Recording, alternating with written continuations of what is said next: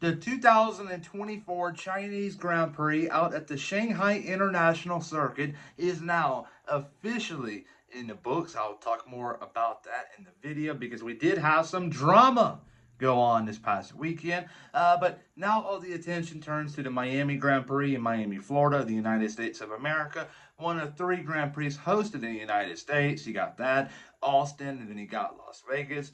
I love Austin. Going back there this year. Cannot wait. But now you got Miami. It's another sprint race weekend there. So there's a lot to talk about. I'm going to talk about the Chinese Grand Prix for a little while, talk about the sprint, and then talk about the grand finale at the Miami Raceway, the 57 lap race on Sunday afternoon. I cannot wait. But enough said here, and on to the intro we go.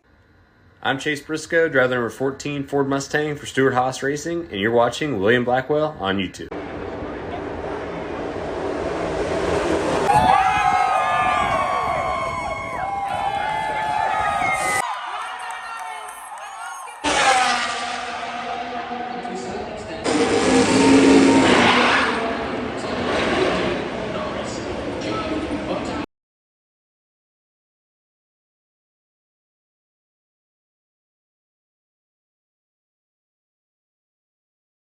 Where do I even start about the Chinese race weekend? So Friday afternoon, you had free practice one, the only practice of the race weekend. It was a dry one. You did have some sprinkles here and there, but nothing big to affect how cars would handle, and it was a dry practice. But fast forward to the sprint qualifying later on that afternoon, Q1 was fairly clean.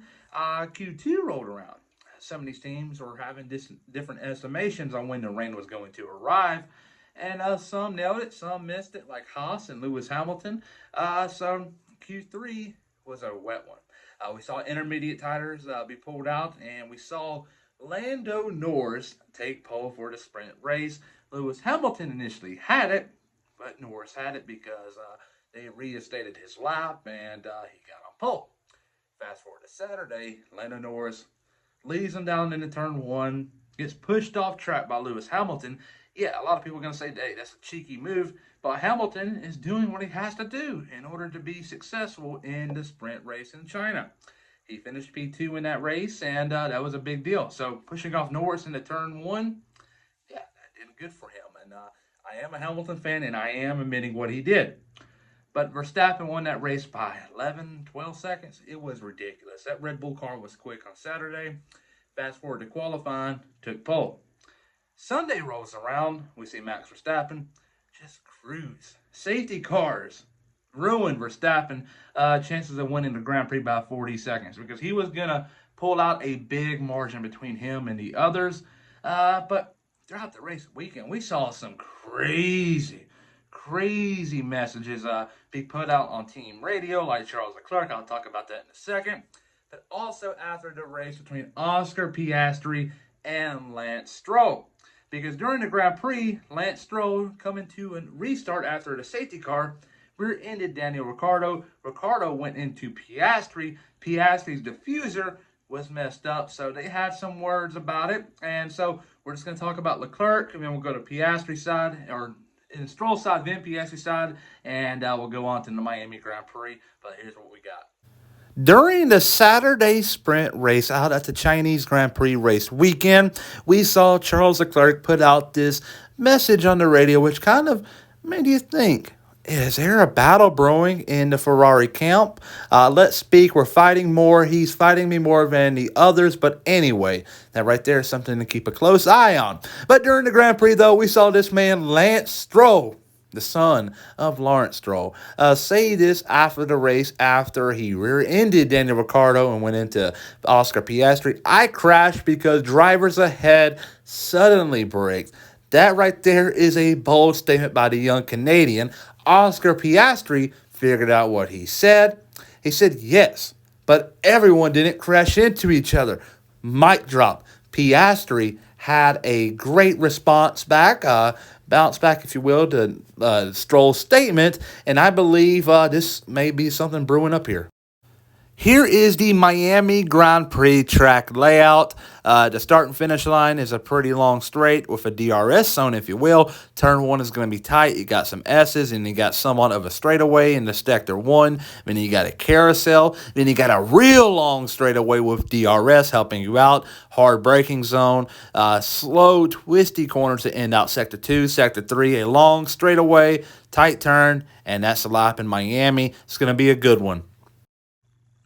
The sprint race in Miami is going to be very fun. I believe it's going to be a hectic, brief, short race. So, starting off here, Max Verstappen is going to cruise to an 8-second victory in the Miami sprint race. Following him in second place will be Sergio Perez, his teammate in the Red Bull. And I believe if Perez can have a good outing here in Miami and also a pretty good one out in Imola in a few weeks' times, I believe he'll be due for a contract come around Monaco. So we'll see how things go. He's doing really well this year in the Red Bull car, which is built around Max Verstappen. Sergio Perez is starting to come to the realization what his role is with the team. And once he figured that out at the beginning of the year, I guess you can say towards the end of last year more like, and he's been very successful. So he's going to pick up a few Grand Prix wins along the way, but I like what he's doing. He's accepting as a second driver, a wingman, if you will, to the team, putting the team first. And his moment's going to come, but it's not going to be this race weekend. But I do want to acknowledge what he's doing in that Red Bull car at the moment. But third place is going to be Oscar Piastri, the sprint god. He is god awful at tire management. But the sprint races, you don't have to worry about tire management because you can go flat out from start to the end. So Piastri, I believe he's going to do really well here. He even picked up a sprint win last year in Qatar. So we'll see how things go here in this Miami sprint race. So fourth place is going to be Lando Norris, and fifth place is going to be Carlos Sainz. Sixth place is going to be Fernando Alonso in the Aston Martin. P7 is going to be George Russell, and P8 is going to be Charles Leclerc. And let's talk about this for a quick second. A lot of people love to compare drivers. And obviously right now, it's not looking good because the Chinese Grand Prix was a thing. But though, the McLaren battle, I believe, is going to get real feisty very soon. And Piastri is light years. Let me say it again. Light years ahead of Lando Norris than he was in year number 2. A lot of people can say, hey, Piastri has a better car than Norris did in year 2. But he's a lot closer to Norris than Norris was to Sainz in 2020. You can say what you want. The stats do not lie. Piastri is going to chase down Lando Norris by the end of this year. And when he does, we're going to see possibly, keyword here, possibly, a Nico Rosberg, Lewis Hamilton 2.0. They're going to be battling like there's no tomorrow. I cannot wait, and it will provide some entertainment to the fans. And I just believe Piastri is going to be higher up in the standings when it's all said and done this year. He's the better driver. So we'll see what happens here, but I cannot wait for that battle to heat up. But there you go, the sprint race. Now let's go on to the main race. The main race at the 3.363 mile track down in Miami, Florida, around the Hard Rock Stadium. It is going to be one for the ages. At least I hope so. It's going to be a great 57-lap race. And the driver that's going to come home in first place is going to be Max Verstappen in the Red Bull. Ooh, shocker. Not a surprise at all. The Red Bull car is very quick, and they're going to pick up a win here, but also many more Grand Prix down the road. So, yeah, there you go. Second place is going to be Sergio Perez. He's going to have another great outing, like I kind of hinted in the sprint race prediction side of things. I believe he's going to be due for a contract extension by the Monaco Grand Prix, and this right here is just going to add more fuel to the conversation. Third place, rounding out the podium, is going to be Carlos Sainz. I believe Ferrari, they're slow. Don't get me wrong. They're slow when it comes to adapting. They're going to start the weekend towards the middle stages of the leaderboard and free practice 1 because it's the only free practice of the race weekend. And it's going to result in a sluggish sprint race. But luckily, though, you're going to have qualifying as in the sprint race for the main race. So I believe by then Ferrari is going to have somewhat of an idea where to set the car up and the right balance, if you will. So I believe by the time the main Grand Prix comes around, he's going to be in good shape. So will Charles Leclerc.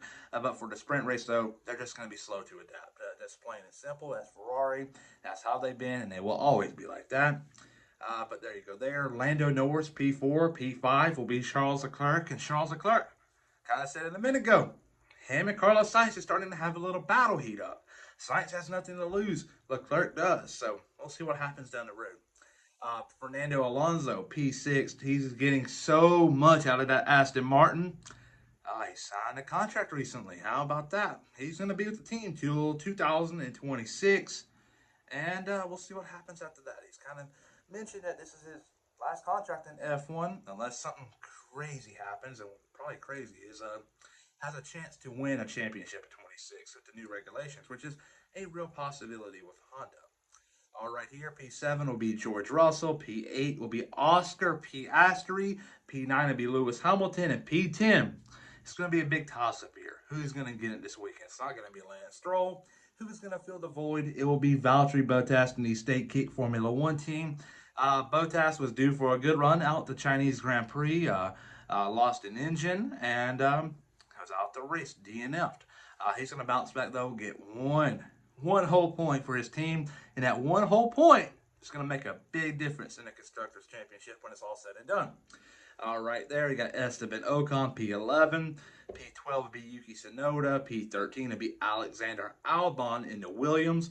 P14 is going to be Zhou Guanyu. P15 is going to be Nico Hulkenberg.